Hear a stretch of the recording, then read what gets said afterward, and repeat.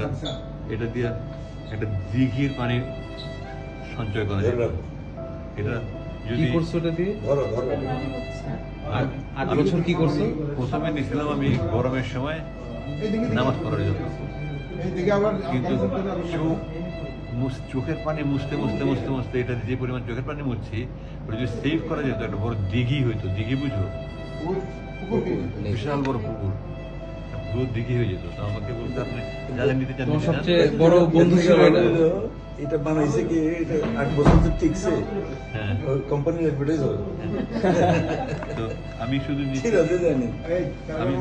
আমি শুধু নিচ্ছি এই কোরআন শরীফ নিচ্ছি, অনুবাদটা নিচ্ছি, তাই মুয়ের মাটি একটা চাইছিলাম সুরবাজার যে সাহায্য করছে, খুব সুন্দর একটা বানাই দিচ্ছিলেন। ওটা নিচ্ছি, পথে আমার পানি খাইতে হবে, এখানে পানি নিচ্ছি বোতল।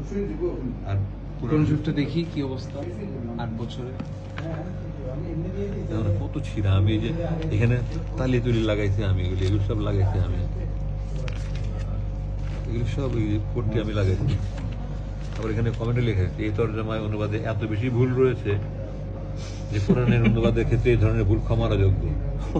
ফুটনোটস। এই যারা 429 নম্বর পৃষ্ঠায় একটা সূরার 3টা নাম। হ্যাঁ হ্যাঁ হ্যাঁ, কি সূরাটা? সূরা কাসাস।